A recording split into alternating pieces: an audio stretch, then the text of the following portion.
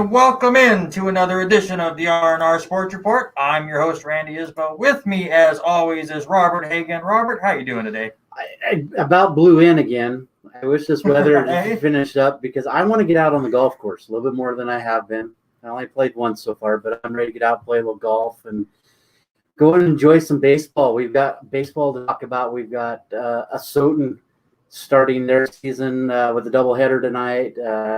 The Bantams start on Saturday with a doubleheader, so I'm excited to get out, watch some baseball, play some golf. Well, at least with golf and baseball, as long as the wind is going in the right direction, I mean, it can only help you, right? Well, especially in your swing. Yeah, it needs to go from right to left. Right. My swing, for sure. But I did go out to the driving range one time already, and I already broke the club. So it's a great 2021 for me. I love the picture. I mean, the first thing you send me, hey, I'm out swinging, and then look what happens. I'm like holding the shaft of a club. And you never told me which one it was. Pitching. So I got a couple extras if you want to buy. No, I had one too. It's not a big deal. It just made me laugh. I'm out here for 20 minutes, and I'm already breaking stuff. I already saw, who was it? Billy already out there trying out his new driver he bought. And he's got all this data, and he's got all this data with it. I'm like, you guys gotten too into it. You know, when I play golf, it's usually about enjoying the weather, maybe a toddy or two, but you know. Oh yeah. Well, at least that's the same thing for me for the first 9 holes or so, and then I just get frustrated with how many times I have to hit the golf ball, and the last 9 holes are just frustrating. But as I said, we have another compact show. We got lots of baseball. We got a lot of local sports to talk about. The LCSC Warriors have just been ridiculous on the baseball field. We'll talk about how ridiculous our offense has been this weekend. Talk more about the NFL draft. We're going to bring back my favorite segment that hasn't been around for about 2 months because we've had so much going on. We'll get back to that. And then we got to spend some time talking about WrestleMania. Just a little bit. Just a little bit. The whole week, there was 24 matches for WrestleMania week if you counted NXT takeovers on Wednesday and Thursday.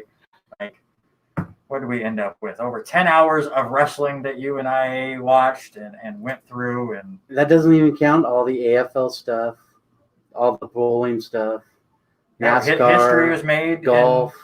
In bowling, we had a destruction derby at the NASCAR race, which was pretty interesting to turn the race into a parking lot. Yeah, that was pretty cool. And then we had, you know, I ended up bowling state this weekend, so 12 games of bowling there. So we got lots to talk about. We'll get into that. But first, we have a guest with us on the show today, and that is Annika Grogan. Annika, thank you so much for hanging out with us today. How's it going? Good. How are you? Sure I turned on the right thing. There we go. We're doing good. Annika is on the track and field team and is just killing it. As a freshman, you already have 2 records here. How does that feel? Pretty good. I mean, I wasn't really expecting to beat any record here, but then when I saw it, I had a little bit more motivation to try to go out and beat it. So, yeah. Annika holding the 100-meter and 200-meter records here at LC. Again, just a freshman and a second or 2 right now short of the 400-meter record? Just barely closely, yeah. And what was it? You finished second this weekend? Yes. So how is it different college-wise than high school as far as running these meets? It's a lot more competitive. I'm a lot more nervous just because with our meets wise, we're competing against D1 athletes. So just that pressure with it, it's a little bit more nerve-wracking, but I mean, it's definitely different than high school. Because in high school, you're competing with the same people over and over and over again, whereas with these meets, it's a variety and coaches switch up different runners events all the time. What's your favorite event to run? Probably the 200. Why is that? Because it's not a 400 and it's longer than a 100, so it's right in the middle. It's one of those ones where it takes a second to get going, and then oh my God, I hope I don't pass out when I come around the 4th corner. Exactly. For me, I mean, exactly. 100 meters is too much for us. Oh yeah, I'm still nervous about getting all the followers, and I'm going to have to play against Kai Fong. Yes. And yeah, it's just crazy. So you also, so again, we've talked with a couple track people here this year. This season, obviously, being completely confusing as you have cross country and indoor track and outdoor track all happening at the same time. How is it going to nationals for indoor track? It was pretty cool actually because we had only one meet to qualify for the outdoors or for the indoor season, and I was put on this 4x4 team, and we ran it so well that we ran like I think we got 14th over the whole NAIA because they only took top 16, and then made it to indoor and competed very well in indoor. Yeah, finished 8th Yes. in that event over there. So I see that in looking, and you and I talked here a few minutes ago coming in, and we know that you're a Lewiston High School graduate. You're freshman here now. You played a lot of different sports for the Bengals. Yes. What was your favorite? Probably. Okay, obviously track was my favorite, but a close second was definitely basketball. Basketball. Yeah. You know, and we had the opportunity, we were talking about that called your name a few times out on the basketball court. Yeah. So if you had to add all of your sports that you did in high school, what was probably your favorite memory? Was it a Golden Throne? Was it track meet someplace? What was your favorite memory growing up as a Bengal? Definitely, I'd have to say definitely getting able to play in Golden Throne. That was probably just how all the whole LC Valley basically comes and fits into one gym, and we're all cheering on for one another. It's a cool experience. So what made you stay here in the Valley? You know, we talk about so many athletes, some like to get on the road. I got to get away from here. But then what was it that kept you here in the LC Valley? So because of Corona, we only had one meet my senior year. And in high school, I only ran 1 year in high school, my junior year in track. Mm-hmm. And then we had senior year, and we only competed in one meet. And I was like, I still want to compete. And that's when Cyrus got a hold of me before that meet had happened, and then offered me a scholarship. And then I was set on it, and I was like, yeah, I'm not done. So I stayed in town, decided to run. What made you choose behavioral science as your major? So I love working with kids with autism, actually. So I'm hoping to go and work with them later on, like in the special education department. Yeah. That's very cool. Thanks. That's cool. All right, so let's have a little fun with you for a couple minutes, and we're going to throw out some random questions. Okay. Just quick fire, what you think, and just answer. And we might throw a few in off of our list. We'll see how it goes, how you answer them. How about favorite sports movie? Favorite sports movie? Sandlot. Sandlot. Good pick. All right, she's definitely a fan of the show. She has moved her way up to the top of the show. No joke, you are the first person we've asked that question to that didn't pick a movie based on the sport that they play. Exactly. Cole came on here last week and said a track and field movie that I'd never heard of. Oh. Or some kind of a running movie. And we've had basketball players, they've basketball, so it's nice. I mean, Sandlot is obviously one of our favorite. Oh yeah, I love it. We grew up on that. Crazy. We'll talk about how old we are. No kidding. Well, this might date me. I'm going to ask her favorite TV show. That 70s show. That's when I was born. So now she's getting into the time. This is a scary thought. All right, favorite to go-to snack, whether or not you're getting ready to race or just sitting in your room. Probably, I don't know. Probably Cheez-Its. Definitely Cheez-Its. Like the jalapeno. Get along. That's all she wants to eat. That and goldfish. What's your favorite class here? Probably right now, Psych 205 with Diesner. We've heard Diesner's name a lot. I had Diesner last semester, and I can agree. He's fantastic. Yeah. Now we're gonna have to meet that guy. We'll have to bring him in and where I get to know him, because I keep hearing this name and it's sticking out. He's fun. He lectures the whole time. It goes by really, really quick. All right, biggest fear. Heights. 100%. we're more and more alike. I'm just finding that It's really nice to see a bantam and a bingo. Well, hey, now, I know, you got to keep the rival. I mean, that's what makes us Right. the way we are, you know. I agree. So, What's your favorite dinner spot here in the valley? Dinner spot. Probably Taco CC's. Ever seen that? You ever heard of Mhm, that? oh, Okay. this is body built by Taco. Too many tacos. All right, so I'm gonna say a word, and tell me the first thing that pops in your mind. One word or two words about this. Okay. If I said the word Lewiston. The armpit of Idaho. I literally just used that phrase today. Haley and I were talking about how prices for houses are just ridiculous in this valley It's anymore. crazy. And she said, well, everyone's moving here. I go, why? We're the armpit right now. What are we talking about? That's great. Mhm. That is crazy. How about Carly Smith? Wait, what did you say? Carly Smith. Carly Smith? I love her. I love her to death. Yep. How about Alexa Horsley? Oh. Definitely one of my best friends on the team. Definitely one of them. Yep. How about Coach Mike Collins? Stubborn. So stubborn. Oh, don't even get me started. Oh, I hope Mike's not listening tonight. Why is he stubborn? I got to know now. Just everything I say, he always tells me to knock it off. Because, I mean, sometimes I'm a little negative, and he's always just like, oh, whatever, Annika. It doesn't, just stubborn. That's all I got to say. Just stubborn. Well, then rolling into that one, I got another one. Annika Grogan.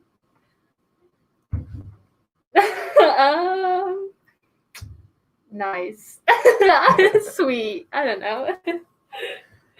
So we did talk a little bit about your after graduation. You want to work with autistic kids. Is that the direction that you are 100% wanting to go, or you wanting to stick around the valley, or you wanting to spread your wings? What is on the horizon for Miss Grogan? Well, I hope to one day be an autism specialist, and if that doesn't really work out, the Lewis LHS has offered me so many job offers to work in their special education department. So if that doesn't work out, I might end up staying here. But I do want to branch out, maybe live in the Coeur d'Alene area. Yeah. Well, the Lewiston track and field team is going to Spokane this Saturday at the Sam Adams Classic. Do you know what you're running this weekend? I will be running the 100 and the 200 this weekend. All right, so we'll see if Anna can break her own school records this weekend. Just a few more weeks left before championships and stuff. Are you ready? Yes, I am. Again, it's been a very crazy year for the track team. I have a couple of track people in my classes, and just hearing how they have, especially those that also do cross country. It's just been, well, we're doing this event for this sport this week, and then we'll be on this sport for the next week. It's been crazy for you guys. So I can bet that you're about done with all of this and ready for next year. Any spring break plans once we finally reach that this year? I know a couple of the kids on the track team. We're all going to go to McCall for the weekend. There you go. Yeah.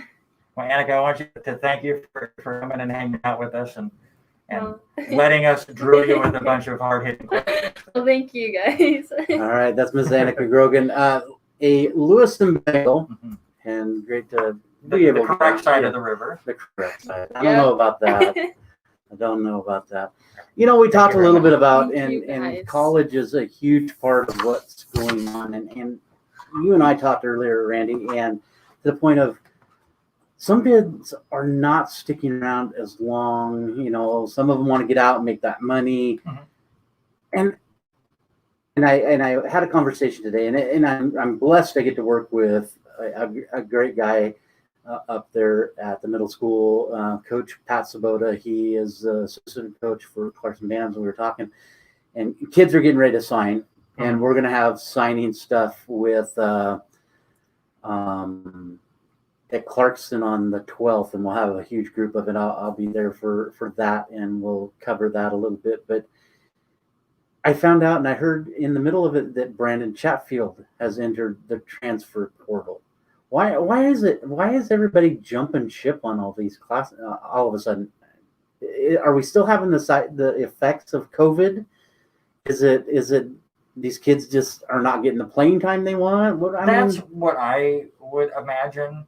You see that, you would see that a lot in especially college football, where you would have a quarterback that, like, say Alabama, right, that gets recruited to Alabama and then loses out on their job, and they're not going to be the starter like they had envisioned. So then they want to transfer to a school where they can showcase their talents and try to get drafted. I honestly think that would probably be the majority of the reason why a lot of these kids are wanting to transfer, is they're just not getting a lot of playing time. We saw that with Chatfield, who wasn't getting a lot of work at WSU, and obviously, again, as you were saying with the COVID stuff, maybe they're not getting the practice time that they would like to see, and he ended up with COVID himself, and maybe just that environment wasn't fitting. I mean, we're gonna try to get a hold of him maybe and see if we can get an answer, but it's kind of sad to me. I have no problem with the transfer portal, and if kids want to move around, let them, because college coaches do it all the time. Right. So I have no problem with these kids wanting, if something doesn't fit at that school, to try another school. But I would wish that they would at least consider the academic portion of it, and at least, maybe I'm not getting the playing time I want at WSU as far as Chatfield goes, but all of these kids think that they're going to get drafted. Right. We had this conversation in sports communication just yesterday, actually, about my teacher in that class, Kyle Ferguson. Was way into baseball. A lot of his friends in college were baseball players, and he said a lot of them would just drop out of college when they didn't get drafted because that was their plan A, B, and C. It's, well, I'm going to get drafted. Some team's going to draft me. I'm gonna go play Major League Baseball or minor league baseball at least, and then it doesn't always work out. So, hopefully there was more to it on the Chatfield side, but I do believe for the most part kids are transferring strictly for playing time, and they're not really looking at the educational part of it. And I can see, WSU lost a few of their guys, and they went back closer home. I mean, that's what happened with a couple of kids. But we're looking in the article I read, just alone over 1,200 men's names just in the men's side of basketball in the transfer portal. That doesn't include all the other extra. I mean, there's the article also was like over 800 women so we're talking 2,000 kids just in the basketball side. That doesn't include football. Now we've got a new quarterback that has transferred in up at WSU that is from Tennessee in that whole transfer. So you're almost getting farther away for some of them. I don't think, and right now the Pac-12 is just losing ground behind the SEC, losing ground. Well, especially on the football side. Basketball, I think they proved that they're just not getting enough respect. Right. But so do these kids, and it goes back to the thing we talked about a couple of weeks ago, do we think their time, do they deserve to be paid? Do they deserve to be part of it? Man. Is that part of their decision making to get themselves in front of a TV, in front of a camera, to try to get that playing time, to push up their draft stock, to push up the idea? I just see there's so many kids that are going through the changes of this portal and everything you're hearing right now. This kid's transferring here because this and that, It makes me wonder about Rolovich up there in WSU. Is there something why these kids, because he lost 4 players this last year to the transfer portal, losing the kicker, Massa. They lose 2 receivers, and a lineman. It just makes you wonder: are these kids that are going to college, makes it almost seem like they're almost uncoachable. And once they don't like a coach, they've already decided, I'm not sticking around. I'm moving on someplace else. Well, I think with the WSU football side of things, they've been there for Price. Or not Price. Who am I thinking of? the old coach for WSU. I went too far back. Yeah, you went way back. I went way back with Price. Holy cow. Why am I blanking on his name? But the crazy guy. Mhm. Price was like the 90s. We're talking about how old we are. But they had a quarterback, or they had a coaching change. So obviously they went there for that specific coach, and now the coach in WSU has a much different style, and maybe that doesn't blend with the way they want, and I have no problem with it. Another option as far as transferring goes, and hopefully we'll have him on at some point. But the catcher for LC this year, Matt James, was from Bellingham, Washington, went and played for East Carolina, an NCAA school, and transferred this year to LC. Mm-hmm. Partially because, and again, he's in classes. Why I know, he talked about it in class, is he just didn't like the NCAA rules and how it wasn't really player friendly there at all. So he wanted to come back closer to home for one, and then get into an NAIA school because it's a little bit different. And that was his reasoning. So, of course, all of these options that we're throwing out is not the end all be all, and it's not everything. But I would believe that the majority of the kids that transfer these days are playing time issues. Right. Well, you think about, we were saying Mike Leach and God. Rolovich. I mean, their coaching styles are a little bit different, but they run close to the same offense. You don't see near as it's much. not even that, but I mean, Leach is way more player friendly. Yeah, from everything that I've heard up there. As long as he doesn't lock him in the closet, and, from his Texas days. But it'll be interesting. But I just you hear it all the time, and you wonder what some of these kids are thinking and why they're moving on and what they're doing. So it'll be interesting. Yeah, always interesting, and that's a really hard question for us to answer because again, every situation's different, and even at that point, when you ask some of these players why they transfer, they might not give you the actual real reason. Mm-hmm. I mean, maybe something was going on behind the scenes that they just don't really want to talk about. So they give you the generic answer too. So it's a very good question and a very interesting one, but just one that's very difficult to figure out. Let's move to baseball. As now we're in, 2 weeks in, starting to get things a little rolling. Still way that point where I don't even look at standings. Really, they don't matter until at least Memorial Day for me, and even then, that's still pretty early. And it'll show because you're going to have teams that will probably finish last that are currently in the lead. I think the Reds are winning the NL Central right now. I don't see that sticking out. Boston is out in the AL East. I don't see that sticking right now. Kind of like we figured the Pirates are going to be dead last, and they're actually leading right now 7-4. Yeah, I mean, especially over games. It's like like those kind of games will happen. That's why you play 162 of them, because in one game in baseball, anything can happen. But what is your biggest takeaway here early on in the season? Why did the Mariners spend all that money to sign James Paxton? Hold on. I love the fact that every Mariner fan in this country, it's the Yankees' fault. Thought that they stole one from the Yankees. We traded them to New York, and then we brought them back. We did the coup of the century for the Seattle Mariners.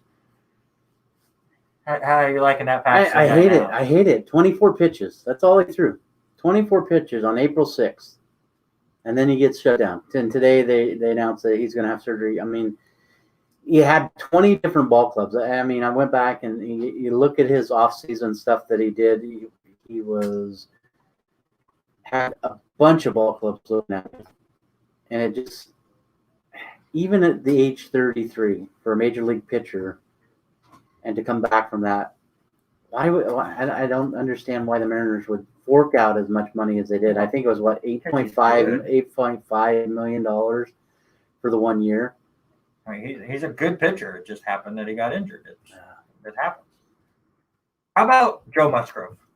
How cool is that? A San Diego native getting the Padres' first ever no-hitter on April 9th against Texas. They are the last team in Major League Baseball who had not thrown a no-hitter in franchise history, and now they have joined the club. And see, and that's what I was trying to remember, because we were watching this game live as we were bowling state up at Orchards on Friday night, and the game was up on after the Phillies and the Braves were playing, and they were cutting in. I didn't realize, and I never did take the chance to look how long San Diego has been in the league, and for them to be the very last team to have a chance. And I mean, you think of some of the pitchers that actually have big name pitchers that have been in San Diego. You would have figured they would have had one well earlier, but I think the coolest part was he's from that area. Mm-hmm.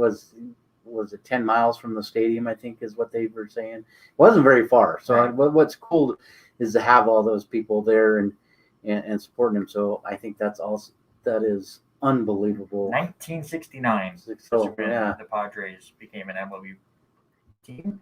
They are now tied with the Rockies, Brewers, Mets, Rays, and Blue Jays as teams that have one no-hitter in franchise history. Can you name me the team that has the most no-hitters? I would say probably the LA Dodgers. That is correct. Yeah. They have Sandy Koufax was just 26 of them. Yeah. 7 more than the second most team. You know how many the Mariners have? 3. They have 6. Oh, that's no-hitters. Boz is 1. Johnson's 1. Chris Blasio. Let's see if I can sort this. I think I remember right. Chris Blasio, Randy Johnson, Jamie Moyer.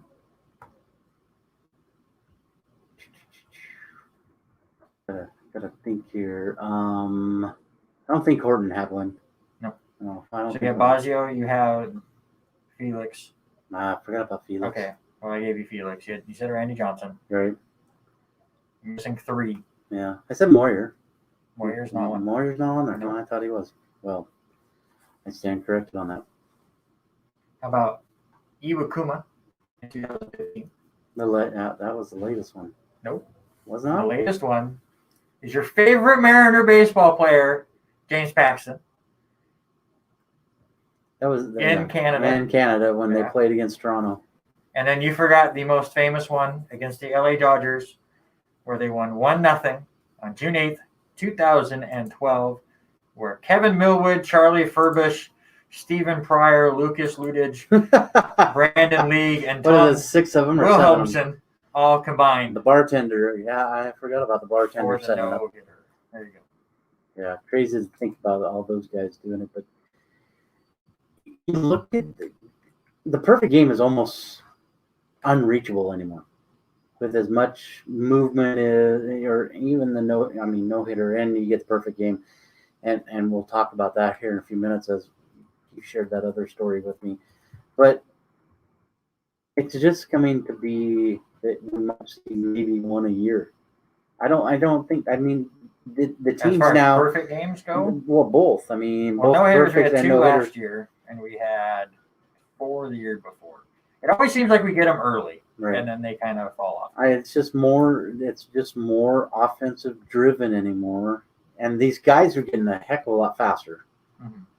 Oh my Lord! I mean, just to watch some of these players run the way they do, it's crazy. But on the opposite side of that, I think the shift is helping with a lot of that stuff because the players still refuse to change the way they swing, and a lot of batters would rather be a 3-result batter where it's either they walk, they strike out, or they hit a home run, and nothing else matters for them.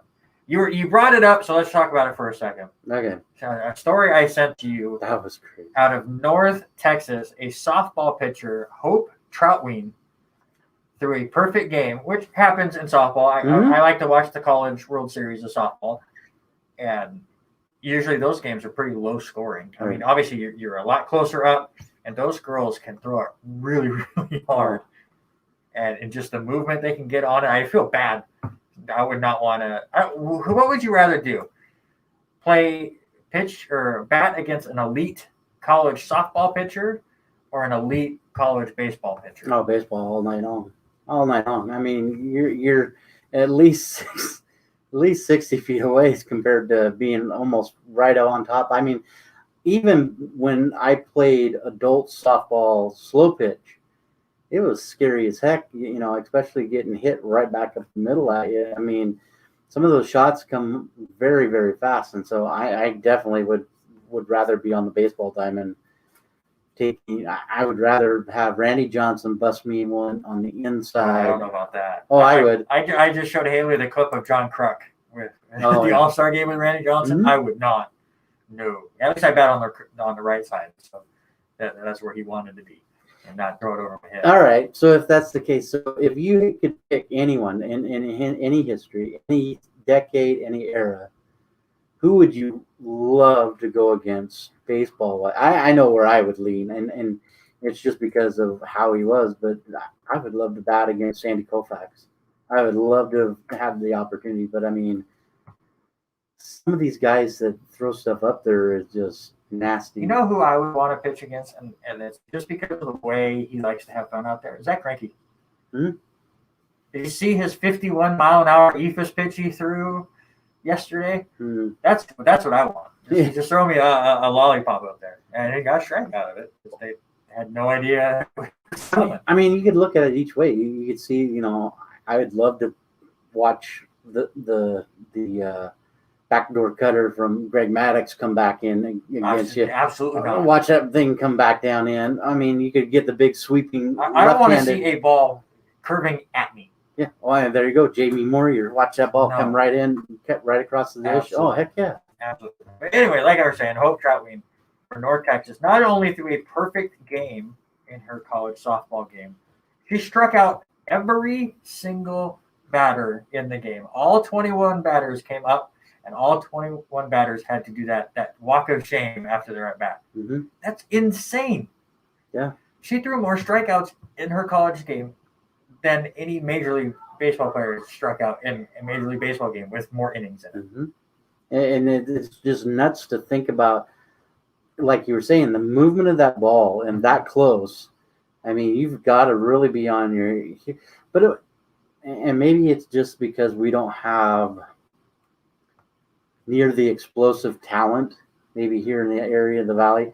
But I've watched a few of these pitchers up here for Lewis and for Soden and Clarkson, the pitch.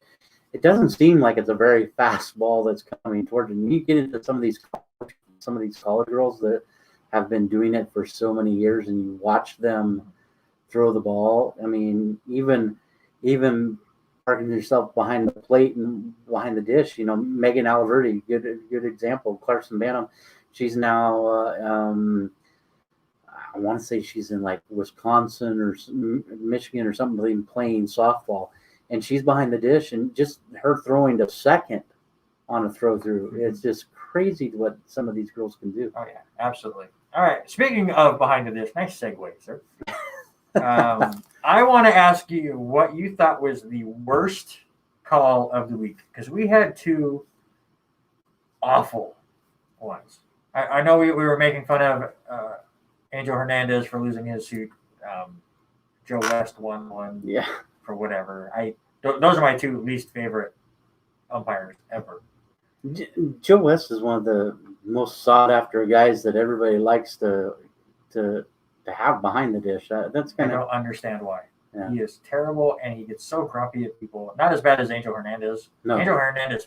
There are other umpires that have cooks, but those two will make some of the worst calls out there. There's so many YouTube highlights of them. But anyways, there were two big ones this week.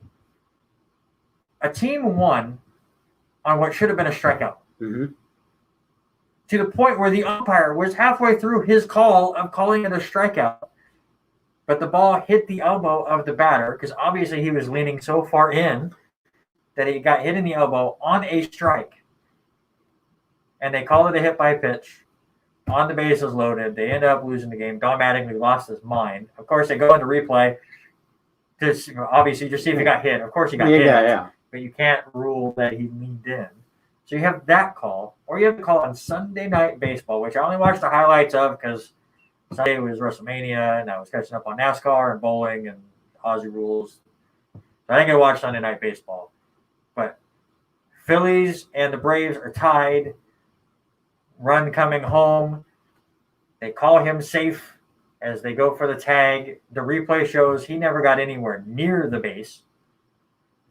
Look at the replay, and they still called him safe, even though you can see on several replays. Nope. Yeah. Not even within 3 inches of it.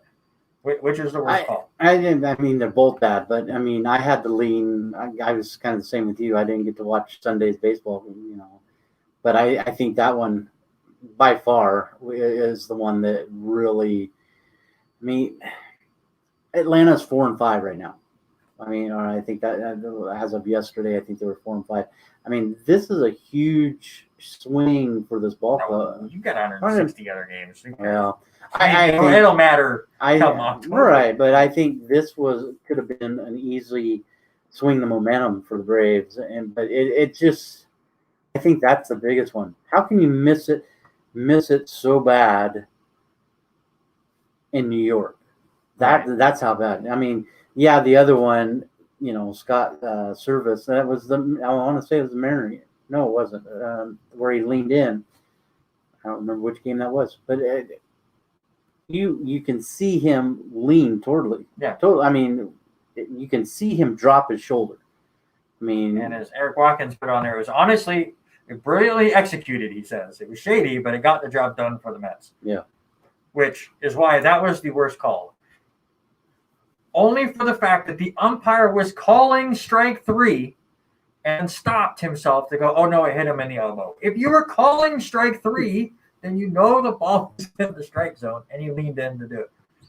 Like if he didn't call strike 3 and he just said it hit him, then it's not the worst call. But he was in the motion of calling strike 3. How can you stop yourself and go, oh, I thought that was a strike, but it hit him, so it couldn't have been in the strike zone? Well, it seemed like one of the calls this week in the Mariner game. They had the same thing with they thought they had foul tipped it off, and it didn't. It hit off of the guy's end of the elbow. You can see him kind of dip in a little bit, but they wanted to argue with it, and then when they found out that it hit him, then they could go back and review it because you couldn't review it if it's just a sound. So, by the way, I want to end this with MLB needs to change their replay system to have somebody announced to the crowd that the replay is going on and why the replay is going on. Yes, I agree. The Yankees were playing the Blue Jays yesterday. It's an 0-1 count to Aaron Judge. He swings and misses. Mm-hmm. And then all of a sudden the umpire is looking over at the Yankee dugout. And all of a sudden goes out and talks to another umpire. And they go over and they check the replay on something. And the broadcast went, I don't know what's going on. Maybe it's because of catcher interference. Let's look. And Judge missed it by 5 inches. It was like, well, that can't be it. Came back, called the safe sign, and went back to work. No one knows what the call was for. It's a broken system. I'm glad MLB has the replay system, but announce it. Yeah. Again, I've told Eric that American sports teams need to look at how Aussie Rules Football does it, where you can hear the conversation between the replay booth and the referees on the field. They're like, hey, we want to see if it was touched. Okay, I'm checking. Nope, it was not touched. It is a clear goal. And then they just move on, and you can hear the whole conversation. Yeah, at least on the TV side. Yeah. I'm sure they who knows if they announce it or not. Maybe I'll have to ask my friend. But they do play, they're showing up on the screen replay, and then they go back and do it, and which I agree 100%. It looks really, really good. And it almost gets to the point of, is it one guy trying to do all of the replays in New York? It sounds like there's one dude hanging out in a booth in New York watching all the baseball games. All right, let me call in. Oh, sorry, let me put my pizza down and pay attention to the game now. Have one guy upstairs watching that specific game as an extra umpire or an extra ref in the NFL. These guys go faster. AFL, again, obviously they have some calls that take a little extra time. Mm-hmm. But this year I've seen 4 or 5 replays done while watching Hawthorne games, and all of them last 10 seconds. Yeah, that. And they get the call right and they move on. But you are listening to the complainers here at the R&R Sports Report. It is currently 55 degrees outside. The wind's about 20 miles an hour, which seems slower than it has been the last couple of days. But we are on KLCZ 88.9 FM Lewiston. Also, don't forget to check us out on the R&R Sports Report Facebook and YouTube pages. We are 11 followers away on our Facebook page. Yep, Chance Appleford added himself today. Just before the show, Randy's like, yes, we got another one. We are 11 followers away on Facebook from having to face the legendary LCSC tennis coach Kai Fong on a 2-on-1 tennis match. And I believe if we don't get it before, we'll announce it right now before we will bring it up when we get to that segment again. But just because we're doing all our plugs, we are going to do a live stream of us reacting to the first round of the NFL draft, and it will be online only. It will not be on the radio station. So if you want to hear us talk about our thoughts on the first round live, you have to follow us on the R&R Sports Report page on either Facebook or YouTube. And Eric Watkins, who's been here every week giving us some commentary and some nice comments, he will join us on there. So we'll have my good buddy from Florida I'm excited. getting in. I've already told him he's got to clean up part of his house so he can find something comfortable and look all nice and proper. We turn when I was on the kickoff, we turned our webcams on just so we can see who wants to talk next. None of them cared about looks. It was like I saw the top of Jason's head, usually the top of Eric's head because he produces the show, so he's working on stuff. Harry's on his tablet, usually laying on his bed. So told Eric, clean up an area of the house and get comfortable and have some fun because you're going to be on camera and please keep things clean. Yeah. Even though it's only online only, it is still a college radio show. And he's promised me that he will act nice for a little bit. For a little bit. It'll That's be it. interesting. The moment we go off, Robert, watch out. Yeah, I know. I promise you, watch out. Take some pictures. I haven't figured out. I haven't asked him. He's a Tampa Bay fan. No, isn't he is a Jaguar fan. Jaguar, He's a Tampa Bay that's Rays right. baseball fan. Yeah, I'll be clean and sober. That's good. Do I have to do it completely sober? Sober enough to have control, Eric. That's all I ask. Yeah, there we go. The LCSC students, did you know that there's an organization on campus that wants to pay you for your writing? Well, there is. The Pathfinder newspaper is always looking for talented student writers to join their team for coverage of campus comings and goings, LC Warrior sports, and other news that affect students here on campus. Stop by the sub 201 or email the Pathfinder at lcmail.lcsc.edu for more information or to join the team. And then I'm also one last thought on that. I'm trying to get somebody from the Time Spent Poorly podcasts. Derek did a lot of shows here at LC. So I'm going to see if Derek can get on or if somebody else from one of his shows can get on as well. Just trying to collaborate a little bit. Yeah, even doing some of the old WTM like we used to, getting Garner or trying to get Sean Vaughn on around when Dallas is going to get picked. Or we'll get Shannon on maybe when Dallas is picked. We'll try to get some extra guys. We'll have some fun. Well, yeah, we'll get.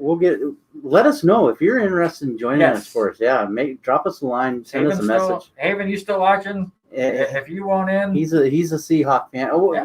We're gonna have plenty of Seahawks to talk about. We can get Rob Nye and all that entire crew. It'll be interesting. If you want to talk to us live over Facebook and YouTube, let us know. We're just gonna have fun with it. It's very informal. Just keep things clean, please. Let's do our power rankings real quick. Again, these are so hard. Yeah, especially so early. April. Yeah. For me this week, I'm gonna go LA Angels 5. They're off to a pretty good start themselves. Ohtani's just ridiculous. He had a double that was like 119 miles an hour off the bat. Yeah. It's just. I thought I saw a quote from like the second baseman going, "Did you see it?" And I didn't even see it go by me. Give me the Milwaukee Brewers. I really like that offense with Yelich and Hira. I mean, Yelich right now with a little bit of back stiffness, but that team's really good. Houston, I had it number 2 last week. I'll bump them down a little bit. I have them 3. here this week. Still a very good team. I still hate their guts. Move San Diego back into my top 5 as they're getting things going. It does look like the injury concerns maybe have been survived for now. Yeah, Down there, we will see. And of course, you have to have the Dodgers one. Yeah, I'm kind of in the same boat. The only team different I think you and I have is you have Milwaukee. I have Milwaukee just on the outside, creeping in. I just like the Phillies. I moved Phillies up, good. And I like what they're doing. They come away with 2 wins this week, 2-1 against the Braves, 2-1 against the Mets. They're doing what they need to do to stay in that division. I like what's happening. And Ohtani, I mean, what can you say? What are you going to say? But here's my concern with him is how long can he keep going pitching and batting? Well, as long as they keep his pitch count down, But I mean, I think he'd be okay. But I mean, you turn that into the whole Steven Strasburg thing when, they wanted to keep his numbers down, then they shut him down. Then the same thing happened. Well, I don't think you have to shut him down. Well, they But did as long as earlier he in only- his career. Yeah, and then he had injuries. Yeah, and then it's still. So we're starting to see it kind of heal up. I think if they pitch him once a week, which is what you kind Right. of do in Japan Mhm. anyways, I think that's what the Yankees try to do with Tanaka. I think that's the biggest hurdle for Japanese pitchers coming over Right. to the States is you're pitching every 5 games instead of once a week, which is a little different for them. And that's why you see them getting a lot of more arm injuries coming from a Japanese league. That'll be interesting. Just a quick scoreboard update here for MLB. Boston Red Sox, goodness, they won 7 in a row now after starting 0-3. They beat the Twins 4-2 today. In the snow. Right. In the snow. The Athletics trying to turn things around. They beat the Diamondbacks 7-5. In Game 1 of their doubleheader, the Mariners beat the Orioles 4-3 in 8 innings. The Mets in their doubleheader won Game 1 against the Phillies 4-3 as well. And currently going on right now, the Yankees have gotten 2 runs since I last looked, so that's great. But they do still trail the Blue Jays 6-3 in the top of the 8th inning. The Pirates, as we were joking about before the show, beating the Padres 7-4 in the top of the 7th. Eric's Rays are struggling against the Rangers, getting ready to go to the bottom of the 9th. Rangers lead that one 8-3. Mariners and Orioles might go into extra innings again in their doubleheader. Bottom of the 7th inning. Remember, doubleheaders only 7 innings this year. They are all tied at 6. Marlins up on the Braves 11-6 going into the bottom of the 6th inning.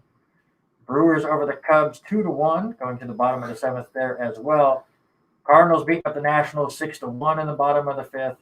And in the top of the 5th, the Mets are beating the Phillies 3-0 as our teams that we had in our power rankings all kind of struggling here today. Yeah, Eric does chime in a little bit. As Ohtani will keep things going as long as it helps out his fantasy. It's all about you. It's all about Eric. Don't get me started on fantasy and Ohtani. Yahoo still sucks with Ohtani. Ohtani is still 2 players on Yahoo. It's a big mess, and I hate every second of it. And that's all we play on.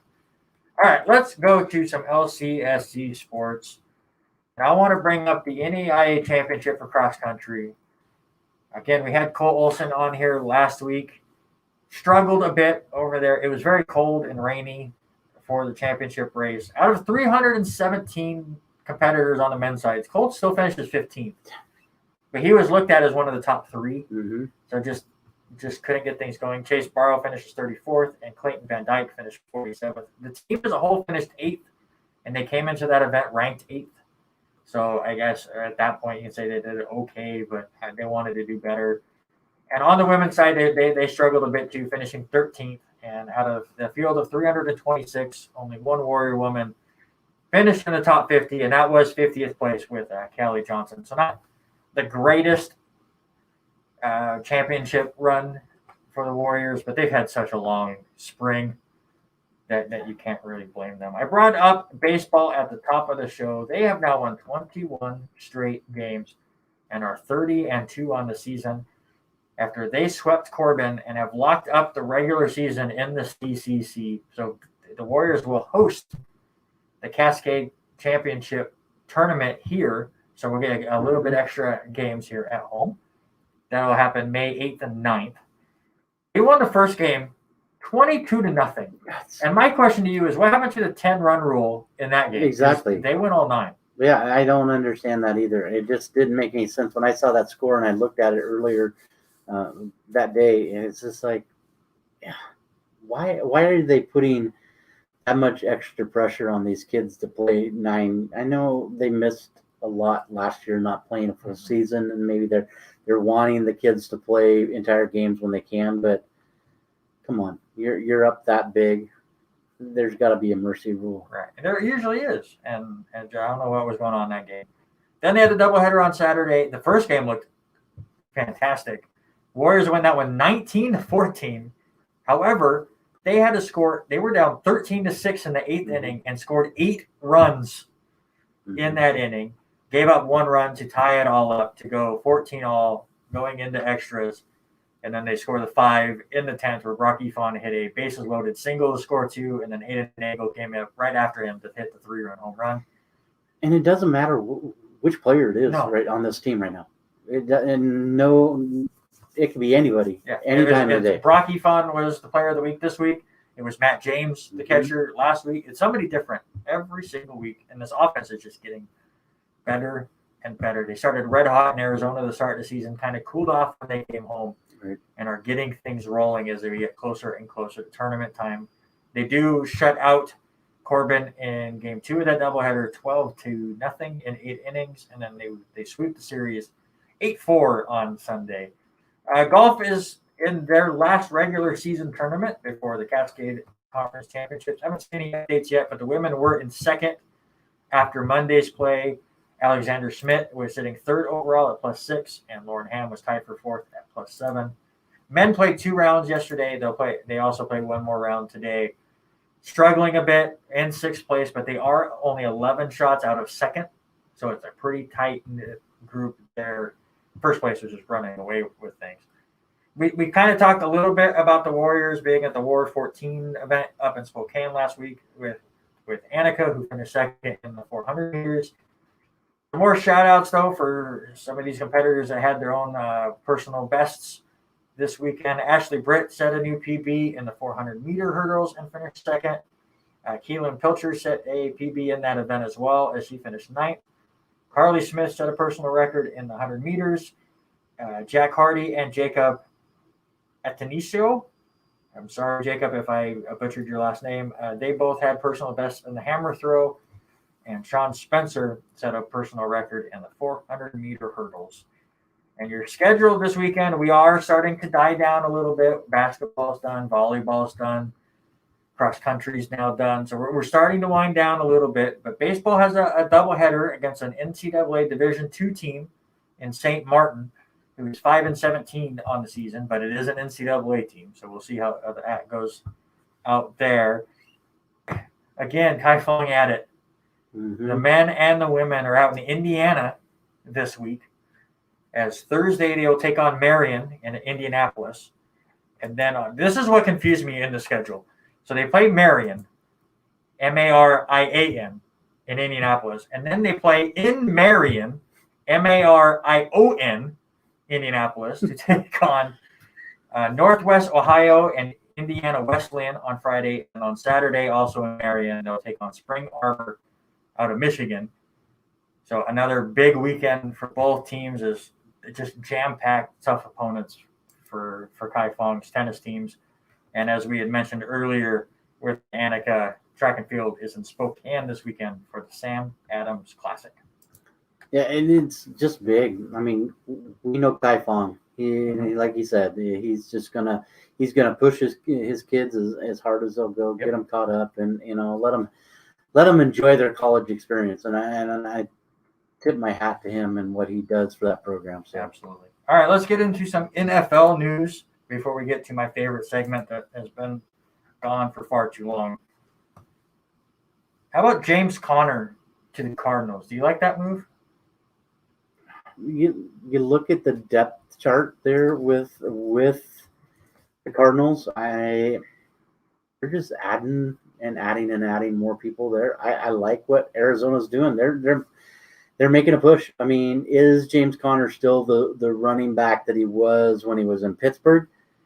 we'll soon find out. I mean, last year's numbers were not anywhere close, but I like what they're doing. I really do. I think they're going to be probably the team in the West this year because I'm sorry. I really think that Seattle is going to. They didn't do anything. They did nothing at trade line. Just a lot of drama. Yeah, and that's what it is. And now, Tyler Lockett comes out with his little article he did earlier in this week, and they talked about, they have to be open to be coached, and they have to listen and trust. And I don't know. I think things are just going to be a little too rocky. I'm glad to see there's going to be a change on the offensive coordinator side. Maybe that's enough to make things happy, make Russell happy. He can start cooking again, but I don't know. That's a Seattle thing. Yeah, as far as Connor goes, I know he had surgery on his turf toe, and maybe that was a big reason why he was struggling this year. He had a really bad year in 2020. Yeah, 20. Yeah. So we'll see what he does in Arizona. As far as running backs go, you can never have enough running backs. I know as fantasy players, we don't like to see that. We'd rather see just the one guy getting the 20, 25 carries. But it's nice to have that kind of depth and be able to keep them fresh throughout the game. What do you think so far? Denver, Seattle, and Tampa Bay have already said that they're going to skip the voluntary workouts that are always not voluntary, but they have to be called voluntary. What do you think of those three teams already coming out saying they are skipping those because of COVID and they would rather have them on as virtual workouts? I think it's gonna hurt them. I really do. I think it's gonna be the idea is not having the practice, the unity. The you look at a lot of those teams that that ended up doing well in the season. Just seemed to merge and meld a lot better than what they did, and I think that they're just going to affect these teams to the point of not being able to work together, not having the throwing the ball to them, not being ready mentally, and in this day and age with how the playbook changes so dramatically from week to week to week, they've got to have those quick practices to be able to figure out hot routes, to figure out the idea of playing quick and in the moment. And I think that's where, and a lot of people from Seattle talked about, they in the first part of the year, Russell was doing really, really good, but teams figured that out. They figured things out. That's Russell every year. But I'm saying every year he starts out they hot and then tries too hard. Right, but these teams adapted, but it didn't seem like all of the offenses were able to adapt to the defenses thrown out there. It just seems so far behind. And I think with them missing these voluntary practices or I think it's just stupid. It is just dumb. I mean, why wouldn't you want your game to be so much better? But so here's my question. Obviously, you're the one that coaches middle school football. Right. As far as this early in the spring, why can't we go over the playbook online? Why can't it be a big Zoom meeting where you can work out those routes? Why does that have to be in person? This early. Obviously, if you want to then get it melded together and actually do the plays, I get that. But I think as far as what these voluntary workouts are is just going over some of the playbook stuff, doing some cardio. It's nothing way over the top right now. No. I mean, or you'd have far more players not showing up to the voluntary workouts because they don't want to deal with it. Right. And that's what we're going to be this year. I mean, we're going to be to that point here because we're going to do our voluntary just at the middle school level when we get to towards the end of May. But that's how it is for us every year. They're trying to instill new plays, new stuff, give a new little wrinkle to what's happening. But we have to be able to adapt. And I think the problem that we're going to have is we didn't get to see any of these seventh graders other than just running around the field, throwing a route to them every once in a blue moon. How is that going to adapt to the game field next year? I mean, that's going to be tough. I mean, I feel really bad for you know, my other line coach that coaches in the eighth grade level, Kyle Purcell. I mean, think about all that stuff that he's got to do that I normally coach on the 7th grade side.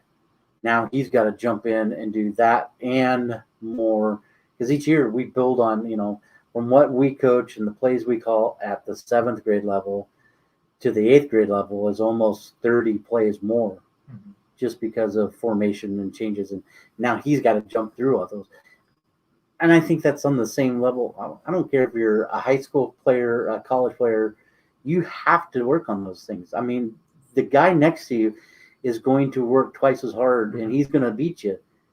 And I think it's gotten to be where it's competitive to the point of, if I don't make a point here, I'm going to lose my job. I'm not going to be playing. I'm not going to be around in so many years. And I think for them to make these comments this early, saying we're not going to do it, I think you're just hurting your team. Well, I just think it's because they want to do it like they did last year, where it was virtual and it was online. And I think their argument is it went well enough last year.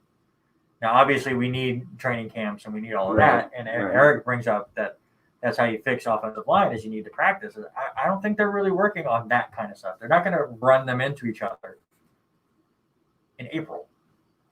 Right. I think this is kind of getting the cardio up, kind of just working on stuff, maybe going through some playbook stuff, especially on teams with new coaches, which I think that's why we're seeing the teams that have already come out and said it. I mean, Seattle has had the same coaching staff for a long time. Tampa Bay is very veteran-based.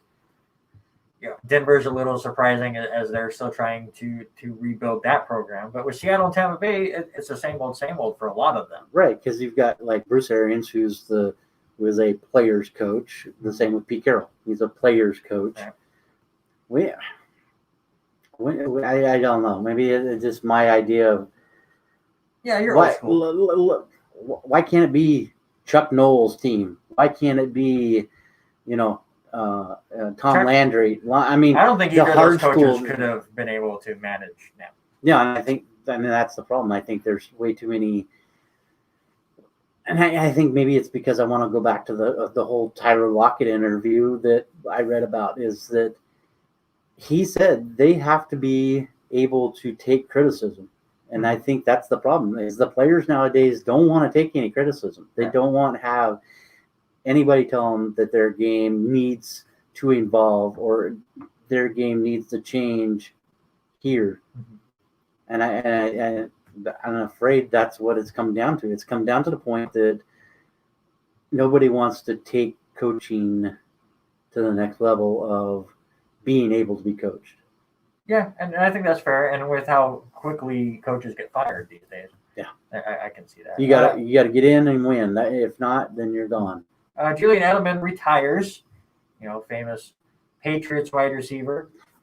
Did you watch the start of how his retirement happened? He's sitting out in Foxborough Stadium, right in the middle, and you watch him pan around, and they play all the different plays. But I don't know. I figured he'd have at least a couple more years in him. Well, I mean, you lose Tom Brady and team starts to lose. They're trying to rebuild and stuff, but it's about that time, and I think it was kind of a mutual thing where he's been playing long enough. My question to you, and I already know my answer, is Julian Edelman a Hall of Famer?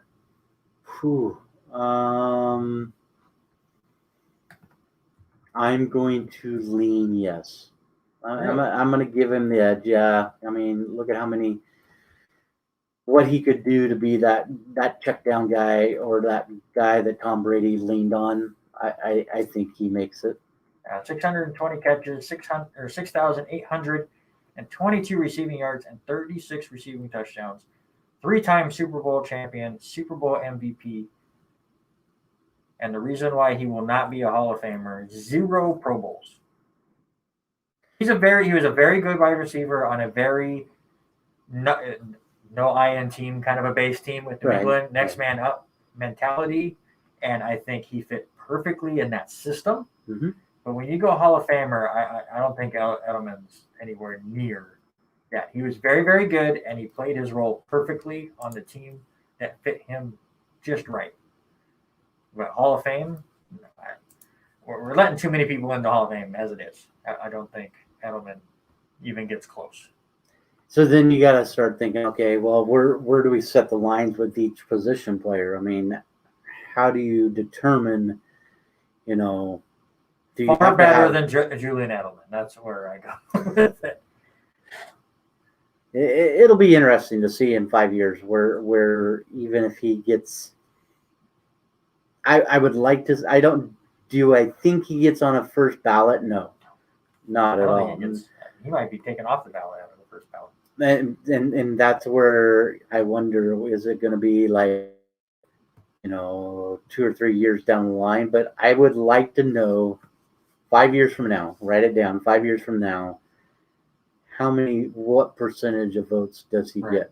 It'll be interesting, but I don't see it. I see him that first year maybe getting 30%, if that 30%. No, that's not. I mean, that's not that compared to what you need to get in. You can name 10 wide receivers every year that were better than him that year. Every year. I don't think I would put him in the top 10 receiving core any season that he played.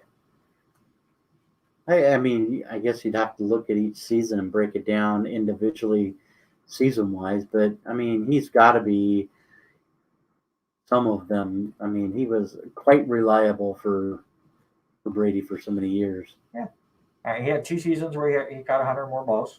2019 he had 100. 2013 he had 105. He didn't play at all 2017. Right. He was a fantastic postseason receiver. I don't know. I just don't see Hall of Fame. Last thing I want to talk about news-wise was a really interesting one for me because we've seen a lot of people bring this up as far, it's going to happen. You're going to have to get vaccinated, be able to get on a plane or be able to go here or there. And we're going to have to show our ID cards and everything. You and I both vaccinated. Yep. It's not a big deal. I am one of those people that get vaccinated or not, I don't care. Right. To me, yes, it is not the most proven thing in the world yet. It's still very early on in this thing. But I have put worse things in my body. Like I don't smoke and I don't really drink that much, but I have ate so many sugary foods or fast food. I have put some bad stuff in my body eating it. I don't care. Just give it to me and let's just move on. It wasn't a big deal. And then for me, it was more about being able to protect the kids I work with at school, the staff members I work with. And for me, it was, if it brings up the number for the college to the point where we don't have to wear masks and stuff next fall, go for it. It's not going to bug me. Yeah. And again, if you're completely against it and right now you absolutely hate the fact that I got it, that's you. You do that's you. That's you. I don't. It does not bother me if somebody comes up and says I didn't get it. That's you. I don't care. I mean, I'll still shake your hand, but it's whatever. I did the way I thought about it, and I was one of those ones that was skeptic. And it's like, do I do it? Do I do it? And it came down to, I did it for my wife. I did it for my daughter. Both of them work in the healthcare field. I did it for my grandkids, for my parents, my mom and dad, my aunt. So I didn't do it for me. I did it to protect them. And that's the way that I had to think about it. And that's the way I think about it, especially on the school level. I did it for the kids that I'm there at school and not missing because of this. I mean, I had to miss 14 days as we did here on the show, as I wasn't able to be here on the show to try to do stuff at home, and to be able to be away, I mean, it was just tough to be away for that long. And it just kind of sucked to the point of, I did it for everybody else. Right. But I only bring that up, and I don't want to get into the vaccine argument, but of course it comes up when you bring up a story like this. But Buffalo, New York has come out saying next fall, if you want to go to a Buffalo Bills game or a Buffalo Sabres game, they're going to open the restriction for how many people can get in because they want more people in the stands next fall. Well, yeah, they all lost money. That's the problem. These owners need money. But you have to show verification that you were vaccinated to even be allowed to watch their games. So then, tell me, how do you do that? Do you take a picture? You lay your card. I would say, do you take your? I ain't gonna pack my card around with me all the time. I don't. That's the question. Do I take my driver's license and my card together, take a picture of it, and say, okay, here's the picture of me, and my card. Am I good? I do wish that the card that they gave you was a little smaller so it would fit in the wallet for that reason. But they might. Cards are huge. Yeah, they might have. You might have to take your card. I don't know. They just got announced today, so. Yeah, and I even had a couple of staff members. They were wanting to laminate their cards where they have them. Well, I understand, but then it goes into, well, how long are their shots good for? Like they were saying, oh, well, they're only good for 6 months. All right. So it'll be interesting. Interesting to see if more clubs go that route. We also saw the NFL come out saying that some of the health people have to be vaccinated or their access to players will be restricted. So we're starting to see some of this play out. It'll be interesting to see if more happens. And I'm curious what people think about this whole Buffalo thing. I'm sure you're mostly going to hear the negative stuff because that's what happens on any news story that's controversial. You're going to hear the negative more than the positive in the comment section, because the positive will always look at the thing and go, all right, cool. And the negative will go, oh, I gotta type something out. Mm-hmm. But it'll be really interesting. You are listening to the R&R Sports Report here on KLCC 88.9 FM Lewiston. Currently 53 degrees outside. So about 20-mile-an-hour winds. But it is time, Robert, to get back to my favorite segment. And that is Randy's Believe It or Not. There's no other segment that has ever been called this or sounds like it. There won't be. And I mean, there's some Ripley guy that kind of had something like this, but it's not the same. Fantasy baseball podcast on CBS has something like this, but it's not the same as Randy's Believe It or Not. This is your NFL Draft Edition. I will give you a statement, and you tell me if you believe it or not. The first one will be interesting because we had our mock draft for the top 10, right? And we did not do this. But you see a lot of other mock drafts pop out, and they are doing this, and they have this setup going. And if you are listening on Facebook, YouTube, answer these questions. Let me know which question you're answering, though. If you just put yes or no, then I might get confused. Yes. Which it happens really easy for me. So here we go. First question, Robert. 5 quarterbacks will be taken in the first 10 picks.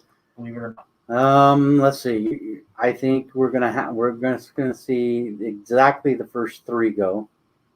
So that's almost guaranteed. So you're almost guaranteed. Yeah, I'm gonna say yes. I think Mac Jones makes it in. I really think he ends up going to where did we have him? Going to Denver at the 9 pick. I don't think he makes it tonight. You don't think he makes it tonight? No.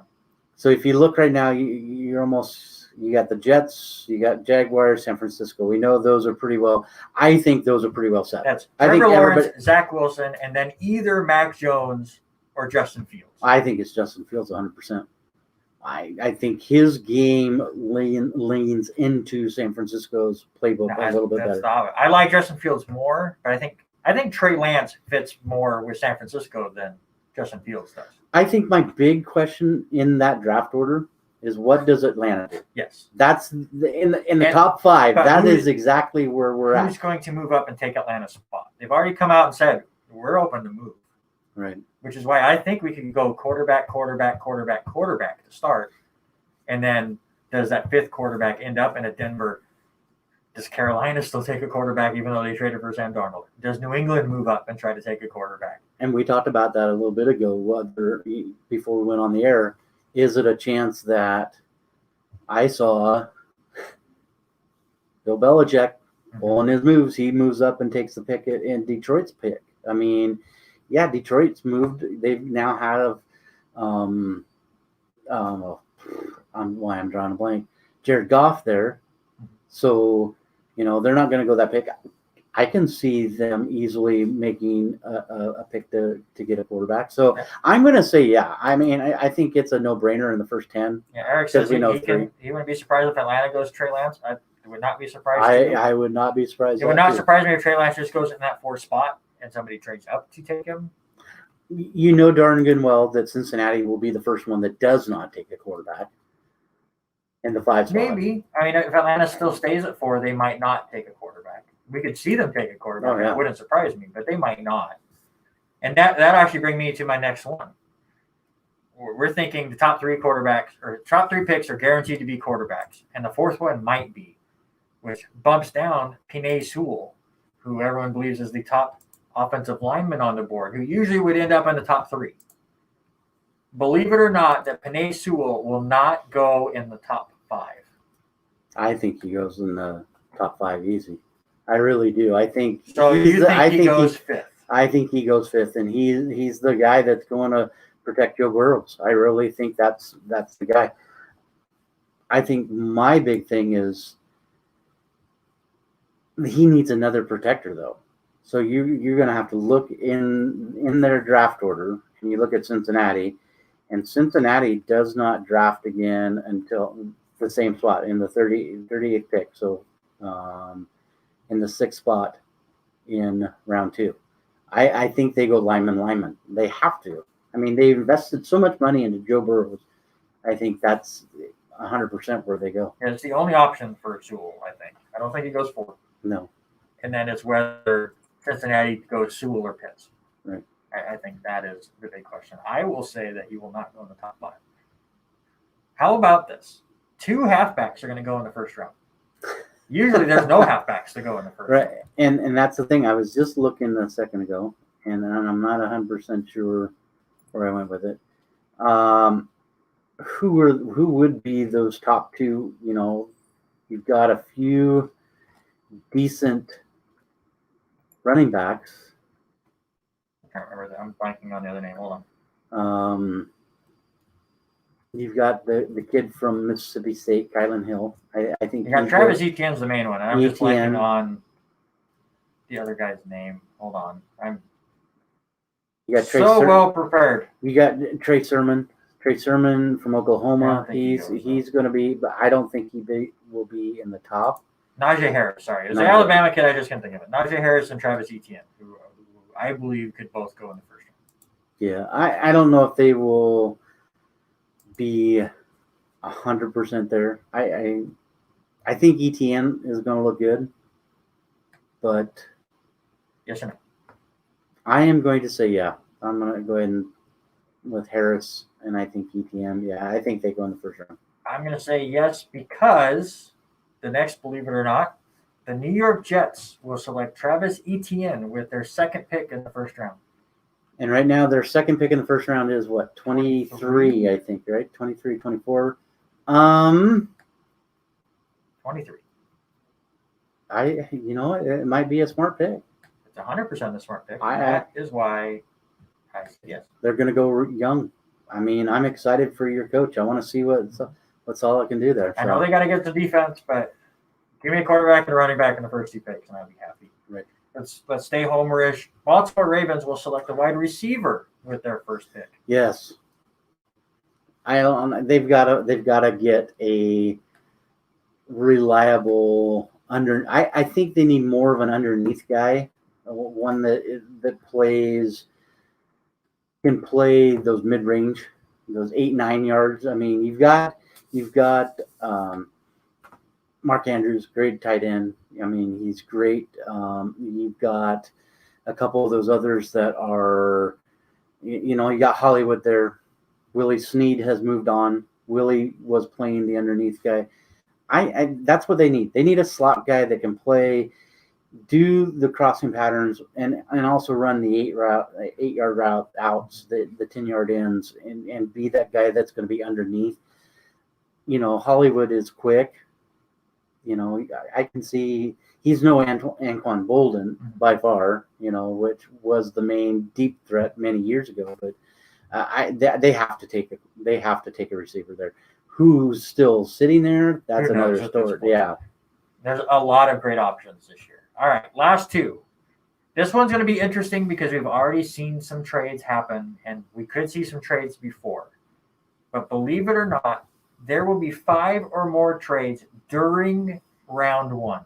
So not including the trades we've already seen, right, but during the broadcast of round 1, we will see 5 or more trades.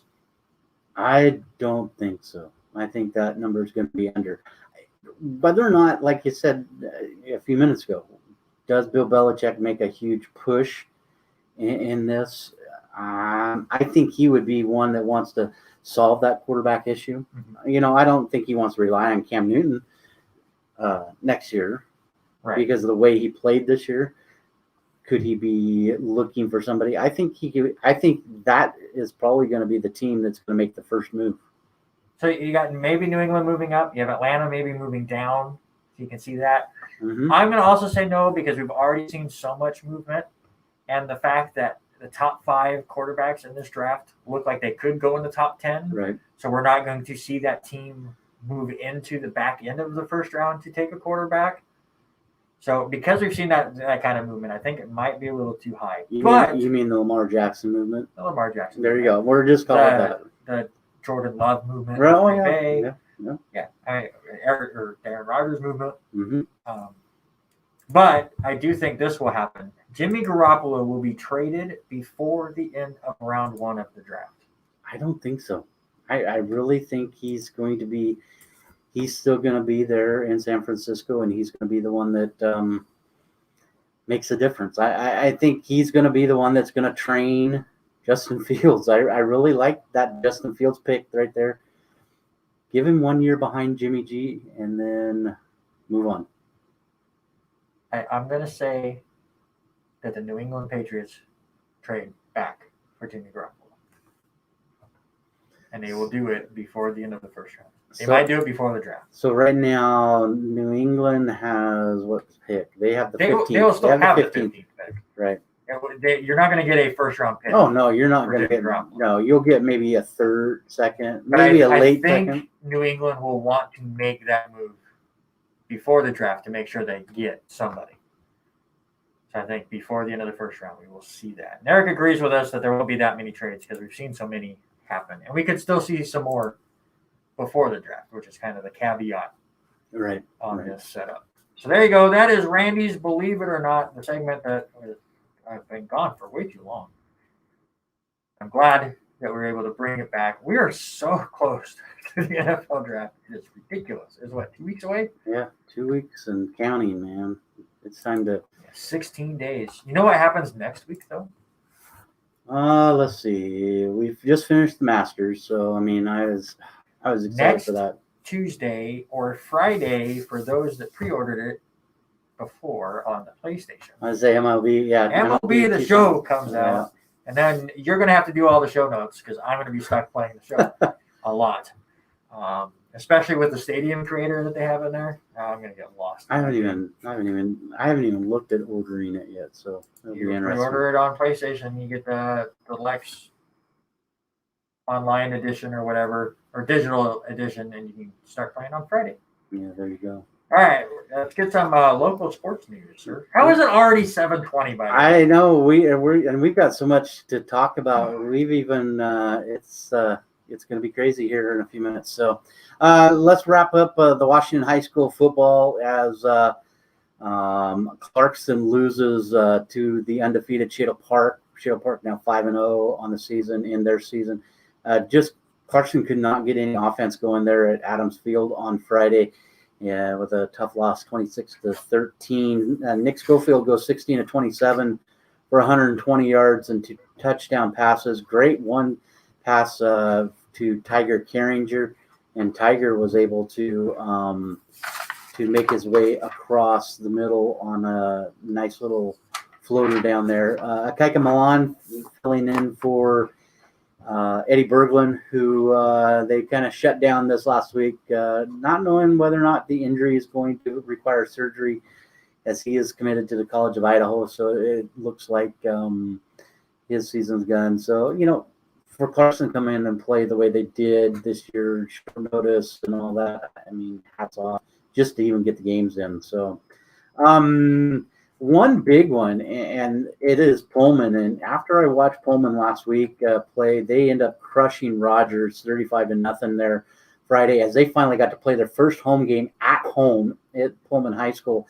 They didn't have to go to Martin Stadium, which Martin Stadium was awesome, but to be able to do that game there at Pullman High School, have fans, have people there, be able to have the cannon going off, it was great. Senior Carson Coulter, who we really liked last week, went 19-28 for 251, 4 touchdowns, 2 on the ground rushing, 1 passing, and 1 pick six on defense. I mean, that kid was everywhere. Last week it was 5 touchdowns against the Bantams in the air.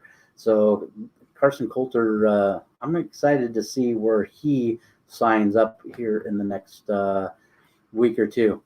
Let's turn our attention over to baseball. Like we were talking a few minutes ago, Clarkson gets ready to hit the field, hit the diamond on Saturday. They're going to have a doubleheader hosting East Valley on Saturday, noon and 2 o'clock on first pitches for those. Lewiston baseball will just got done playing this last week. Bengals have moved up to 5-6. Had a rough couple of games there in southern Idaho. 4 of those games were losses to teams down there.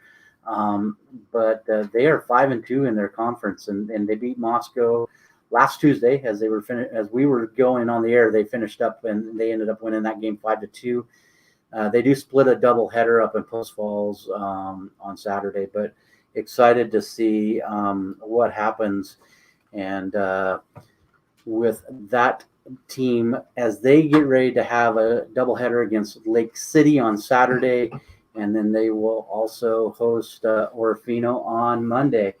And we're going to have another special guest come on in here, and buddy of mine that I have known for many, many, many years.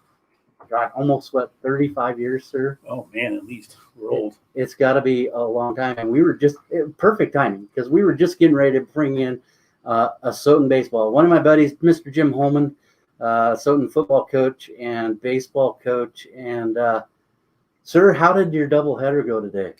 We learned some lessons. No, it didn't go. We got swept a little bit. We're young. It's an interesting situation, but Colfax beat us up twice. They're an older team and pretty talented. So, but we got better as it went through. So we'll start off. Baseball season now is underway.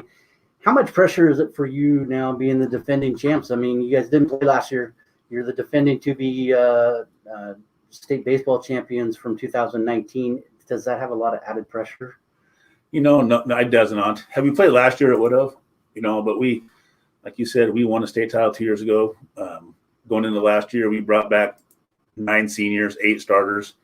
We had the ability to make another run, and unfortunately, they didn't get to play any games. So we graduated 14 guys in 2 years. So we're young. We only have 3 guys on our team this year that were part of the state championship team that were on the roster. So we brought back. I think we bring back 31 at bats and about 5 innings pitched total. So there's not a lot of pressure. A lot of these guys haven't been around. So I think it's other teams want to beat us for sure, but as far as our guys on our team, only like I said, 3 of them were a part of it. So it's all pretty new. Yeah, no, with all of the COVID stuff going on and kind of smushing all the sports together that has been going on in Washington, how hard has it been for you to be able to focus on the baseball practices when you had football to worry about?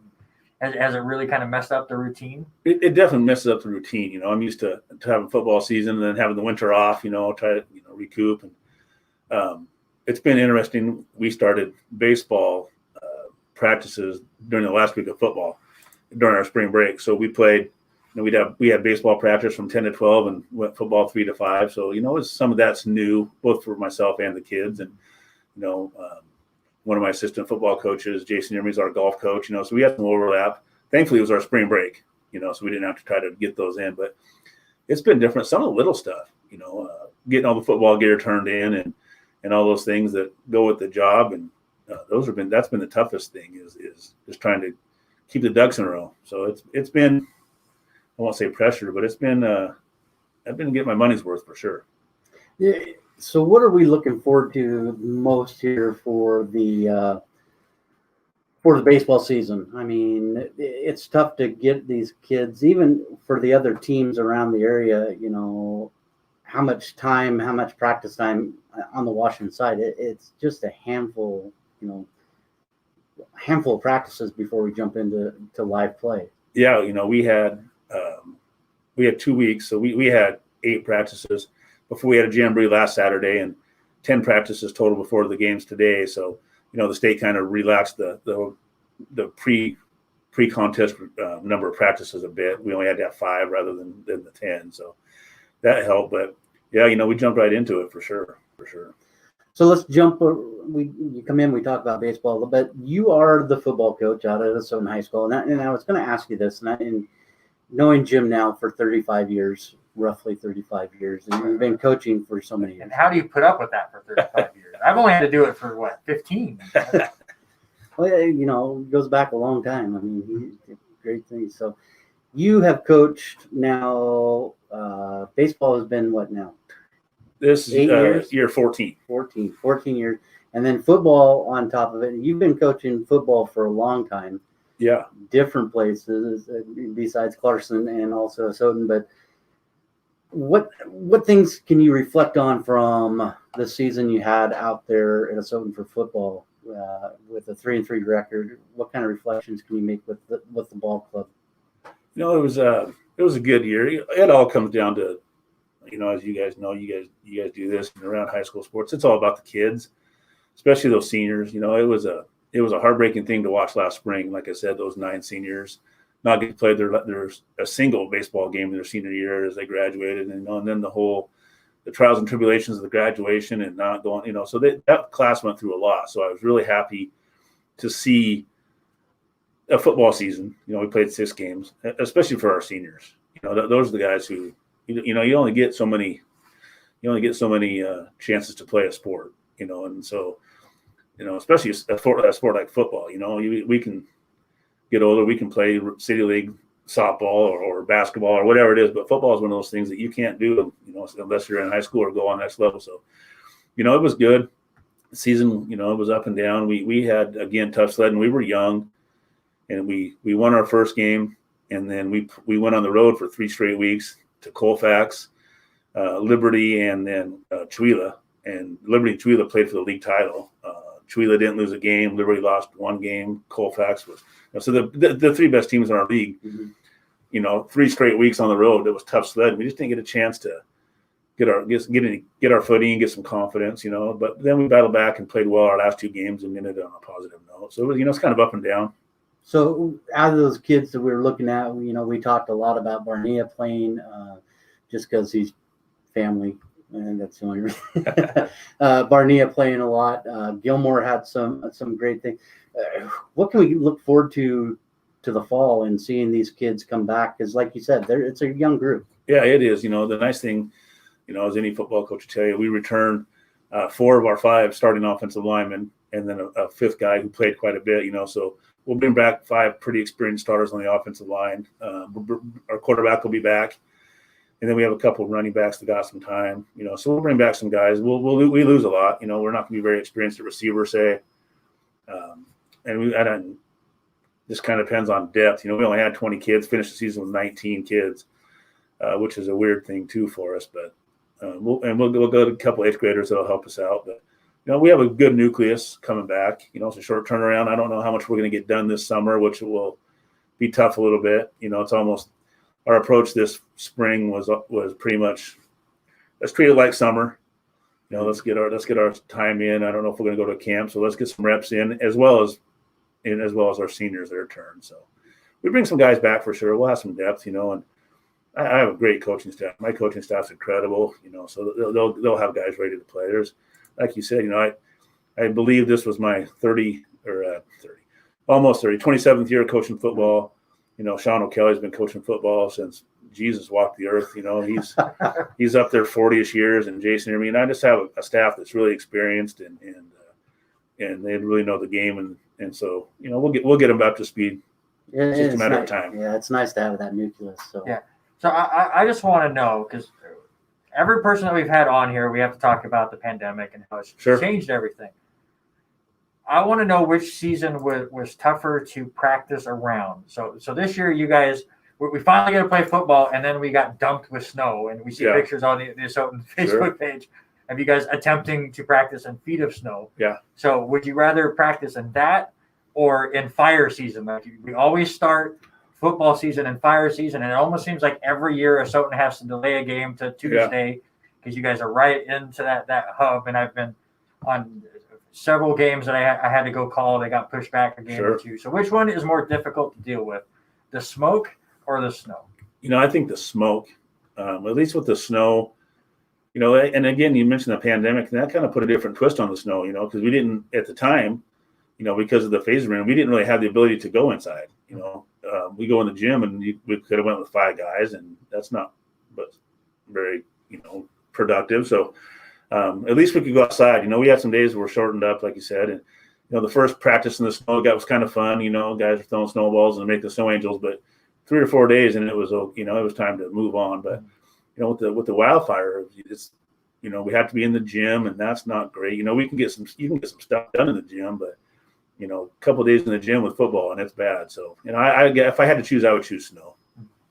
So does that lead now into the next question? Which one do you prefer? Now we're into baseball season, so I know you're probably leaning baseball now that, you know, you've got the championship and all that, but which one do you feel like is your sport that you want to coach and the most and get the most out of it? You know, that's a tough question. But if I had to choose one, football, you know, just because I had such a positive experience playing football, you know, 100 years ago. And that's just kind of my, you know, if I had to pick one sport to watch, it would be football. So it's just kind of my favorite sport, you know, coaching. I enjoy coaching baseball, and I'm, you know, getting an opportunity now as I get older to coach, you know, a couple of my nephews, and my son's going to be coming up soon. So that'll be fun, you know, but if I had to choose one, it would be football. I definitely feel more knowledgeable about football for sure. Well, I'm going to ask you another couple, and you say it. You've been around a long time. You've had a lot of coaches. You've got a great staff, and guys that I know that I've been part of and friends with.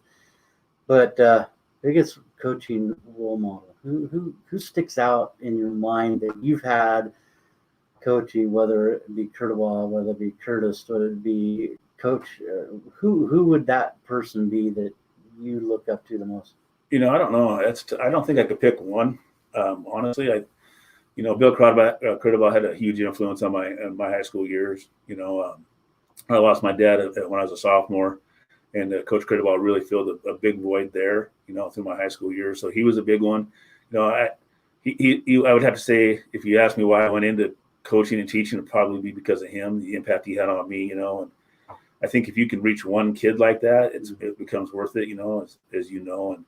And so Coach Curtiball was a big one. You know, Big O, Sean O'Kelly was a big one. I really loved playing for Sean when I was in high school, and now and then coaching with Clarkston. You know, I coached at Clarkston for a lot of years too, you know, like 15, 16 years, and coached with Sean, and now he's fortunate to have part of my staff. Mm-hmm.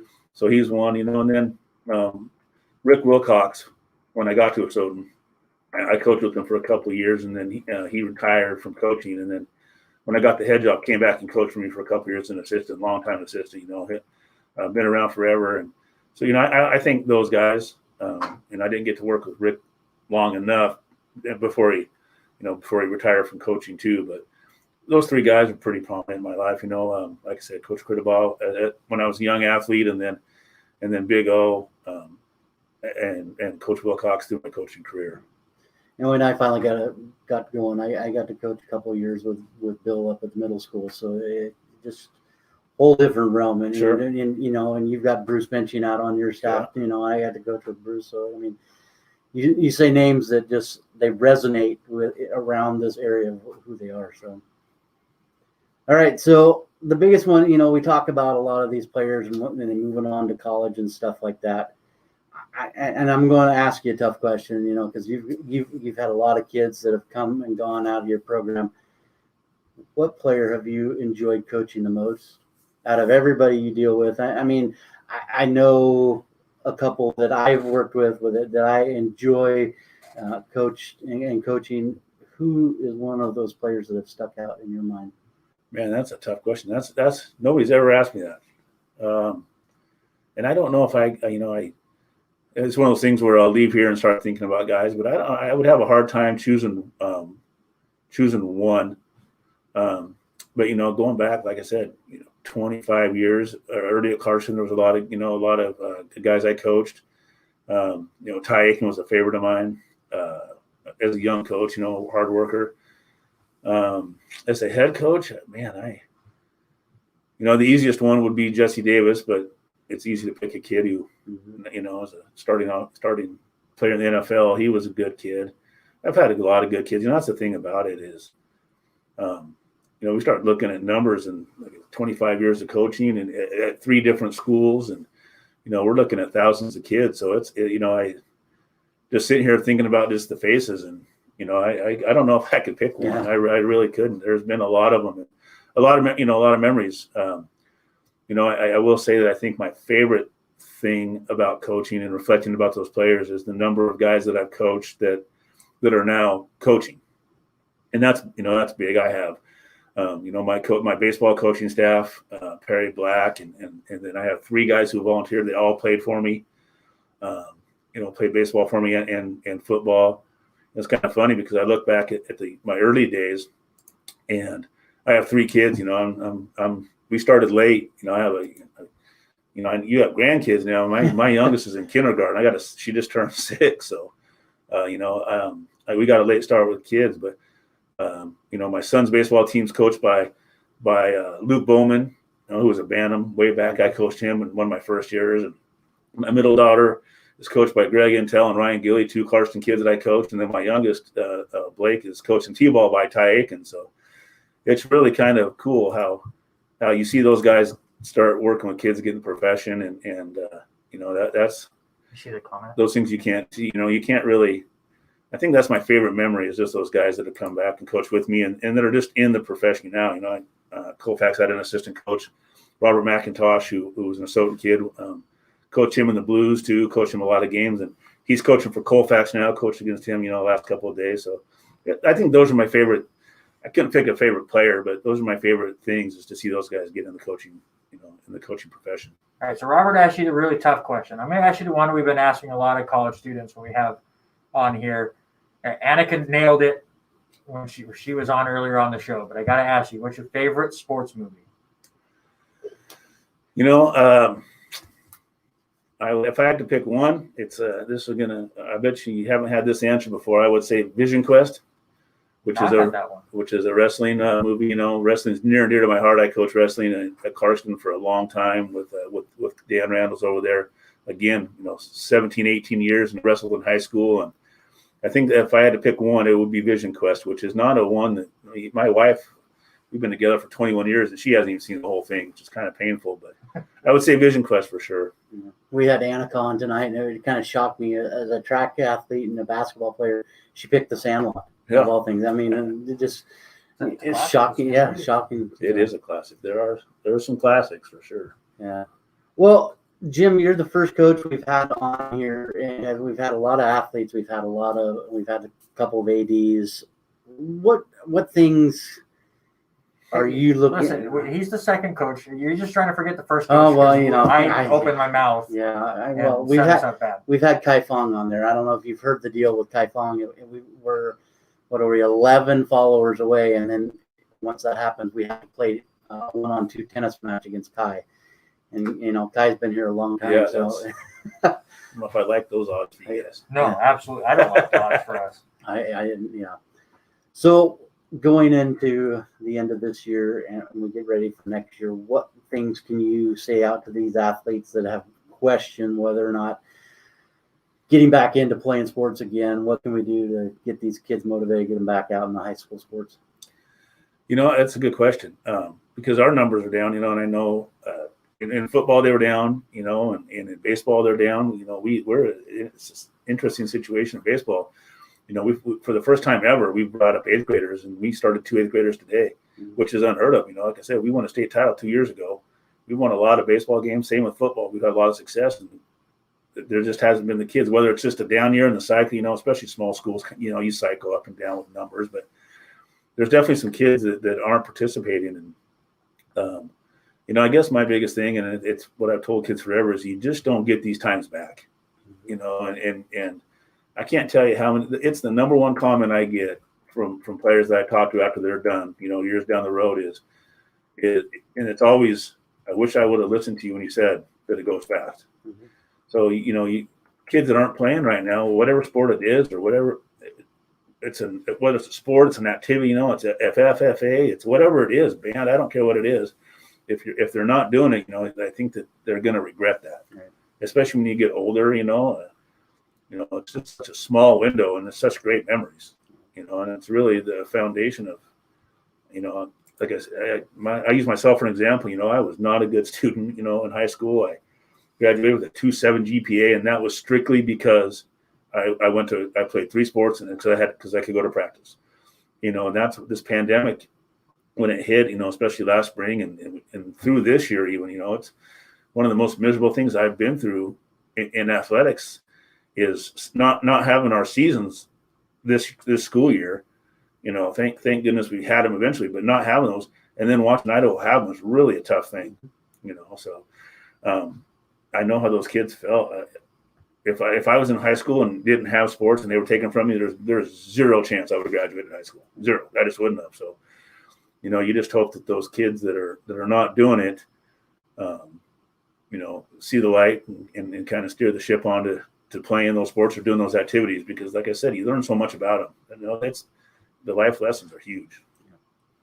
Well, Jim, it has been a pleasure. I know I've been hounding you to come on and get over here and be with us, and we will bring you back again. I get you back in summertime, get you back in here, get ready to talk about football again. Yeah. And it's a pleasure to have my buddy Jim Holman here, Soton football coach and baseball coach. Thanks tonight. Yeah, thank you. The last thing here is Edelman's definitely a Hall of Famer.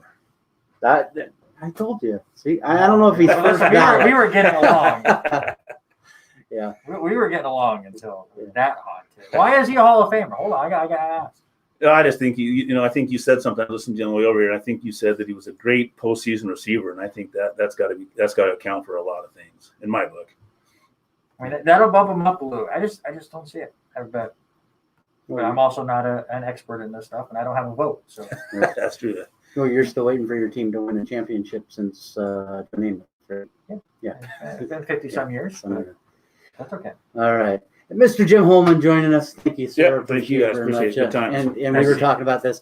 And mom and dad listened. Jim, you know, Grandma Vianne stood up for my grandmother in their wedding many years ago. That was a long time ago. Yeah. So part of the family. Yeah. A long time. So we appreciate Mr. Jim coming in here tonight, and with that. All right, so let's move on here real quick. Man, we only have 10. Robert, how do we only have 10 minutes left? You know, you and I have talked so many times. We can do this in 3 hours. We need 3 hours. We might need 3 hours. Maybe we need to start thinking about the idea of bumping this up a little But bit. then we'll hit summer, and then we'll have anything to talk about with baseball. And we'll find something. We'll find something anyway. But let's go real quick. Neither of our teams did anything in AFL.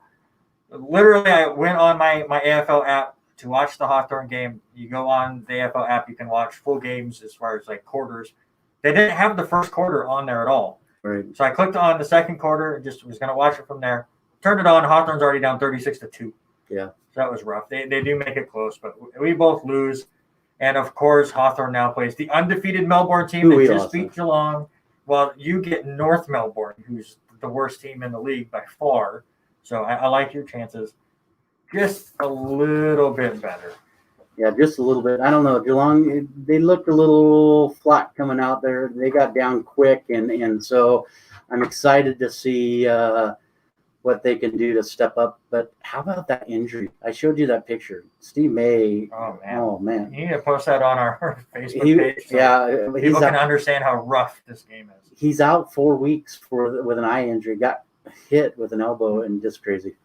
Eric says he could help us fill the third hour in the summer, and of course his dogs won, so we wanted to bring that up. So of course, congratulations. Western Bulldogs, yes. All right, so real quick. So luckily we've had 2 great interviews. We've had some great discussions.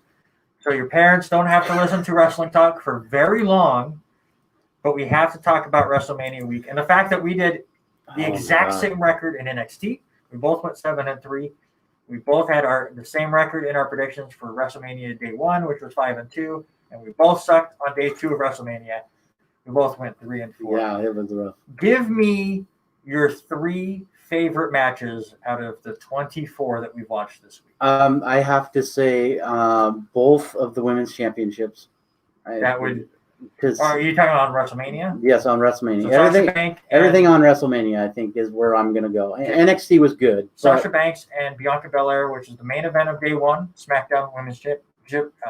Bianca Belair wins the title. both of them with emotion. then, oh my God, the emotion. The Raw Women's Championship on Sunday between Rhea Ripley and Asuka, where Rhea Ripley won the championship. And I will Those are the two say, you're going for. yeah, and I'm going to say, I was a doubter of them going to just give Rhea Ripley the title, but she came out, she was ready to go, and the emotion in both of those matches between all four of those ladies.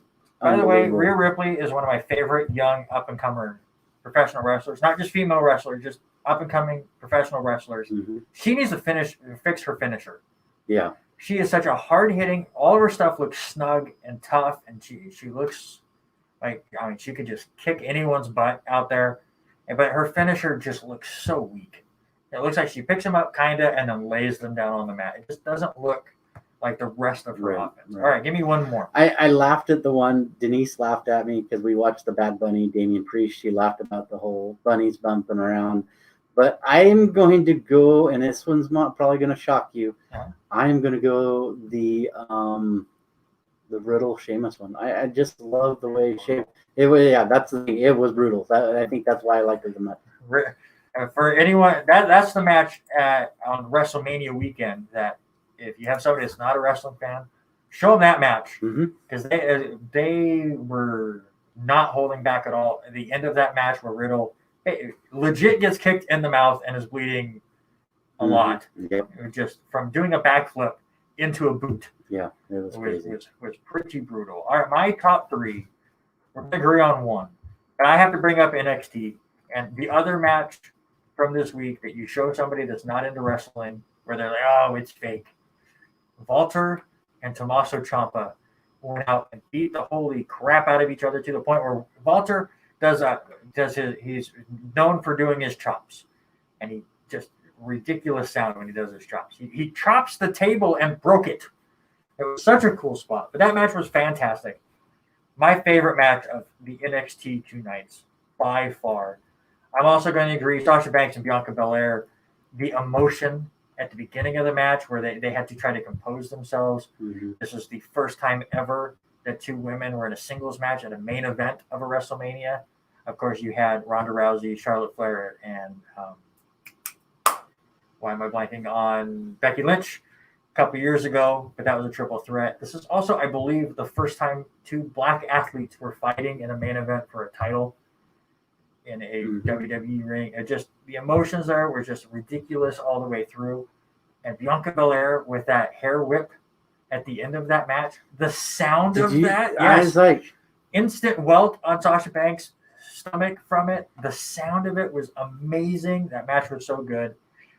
And then I got to go with the other main event. I know a lot of people hated the finish, but I loved it, even though I got it wrong. I got it wrong too, but I didn't like Roman Reigns, Edge, Daniel Bryan, fantastic storytelling the whole way through. Great. I mean, obviously, all three of them are fantastic in the ring as far as their moves go, but they told a fantastic story all the way throughout. Honestly, I was surprised with how good I felt all 4 nights that I watched, the 2 NXT nights and the 2 WrestleMania nights. Usually WrestleMania is more about the glitz and glamour and the matches kind of suffer. There was only 3 matches this entire week that I was disappointed in. Right. And 2 of them were the 2 women's tag team matches, just because, no offense to those women, they were just put in a really terrible spot. It was all thrown together, and you can kind of tell. And then the Fiend, Randy Orton, was just a joke. Yeah. But everything else delivered and was fantastic. And if you haven't checked it out, it's on Peacock now. So check that out. Quick other news, the Masters. Hideki Matsuyama dominated this weekend. I mean, I don't he know kept if I'd coming say back. dominate. He kept coming back to the field. But that Saturday was insane. He had like a 5-hole stretch where it was like, well, this is over. He was 6 under on the back 9. I mean, and Justin Rose, I thought Justin Rose was going to be the guy to beat. I mean, he comes out 65 first round, and I thought his Thursday was ridiculous. Thursday was crazy. Friday, he shot par. Saturday, I mean, stayed even, but then lost 2 on the backside. I think it was his to lose, but I just love the way that the guy, Salas, comes up. He had I asked people around the bowling lanes as we were bowling, where's this kid come from? He's been on the Korn Ferry tour, and to see him, this was his first Masters, first year on the PGA, and he finished 2nd. Look for him to be probably that next guy that's going to be out there. But of course, you got to put on there your pick did beat my pick because Justin Thomas had like a quad bogey Yes, sir. on Saturday and fell apart. So congratulations to John Rahm beating Justin Thomas in a battle that they didn't realize was a legit battle. Let's talk about the U.S. Open of bowling, the last major of the season. Congratulations to Chris Vi finally winning that first PBA Tour title. He's been so close many times. He's made the show in 5 of the last 7 majors. He's been there. He's part of the house that we watch on the Brad and Kyle show. And he beats Buttroff. He set it up. Buttroff had to strike out in the 10th to tie and set up a roll-off. He gets the first 2 and then leaves the 2-pin, kind of got a little too high out there. It never looked close. And also congratulations to 18-year-old Anthony Newer, who does not look 18. Did By not the look way. it. No, huh? Looked like the nerves were not there for this kid. You know, it does kind of help that there's still no crowd there for the PBA, so maybe the adrenaline's not as much at that point. But he becomes just the 4th bowler in PBA history to convert the 7-10 split on national or on TV. That's just great. And the fact that the 10-pin bounces off of his bowling ball on the way back around to get the 7-pin is fantastic. That is one bowling achievement I have still never done. And it's just crazy to see. So congratulations to him. Next Sunday at 9:30 a.m. local time, you get the Super Slam between the 5 major winners. Congratulations to Rodney Bonner and your bowling partner, Keith Wilponen, for shooting 300s. That's like number 27 for Keith. Yeah, it's He has got to so be many. close. Yeah, it's got to be close. So Mark Truex wins Martinsville. That was a fun little race. Of course, the rain messed up the night race part of Yeah. it. but he only led 20 laps. Well, That's Denny what's Hamlin crazy. dominated forever, and it kind of fell apart. Chase Elliott finishes 2nd. Hamlin does finish 3rd. They had that crazy wreck where just like 20 cars were parked on a pack stretch after Kyle Busch and I forget who else kind of got into it.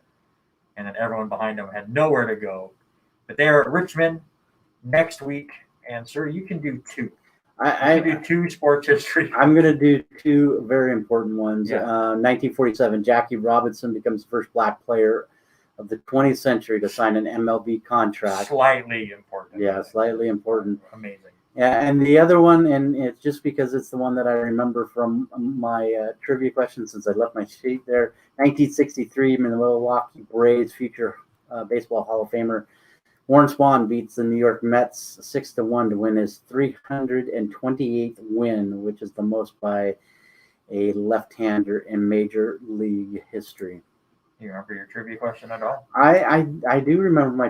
Can you name the other 5 Oh, God. pitchers that have over 300 wins as a left-hander? Randy Johnson? Did you ever Randy, get there? 303. That's all I can get. Tommy Glavine. Yeah, well, you're close. Lefty Grove had 300 on the nose. He's in 6th. Randy Johnson 5th, 303.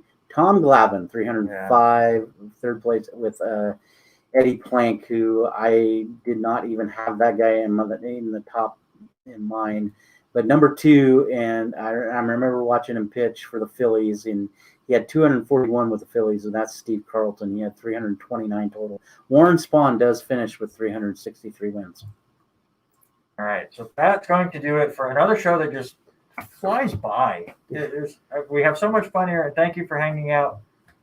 Whether you're just listening on the radio, if you're listening on Facebook or YouTube, if you're commenting, especially Eric, thank you so much for hanging out and commenting throughout. And even if you're not commenting and you're just hanging out with us, thank you so much for doing that. Yeah. And a special shout out, of course, to Jim Holman and Annika Grogan for coming on and letting us grill them for a little bit. It was great. Always great to have folks come in and join us on the show. So Annika was really funny before the show, going, "How hard are the questions going to be?" He's like, "Listen, we're 2 goofballs. We got nothing serious to talk about here." She was way stressed. But we had fun, and again, thank them so much for hanging out with us. We're going to try to get some baseball on as baseball or the Warriors return home. Not this upcoming weekend, but the weekend after. So we'll try to get some baseball players next week. But for Robert, I'm Randy. We're out of time. Yeah. All right, that's just what happens here. So that means we are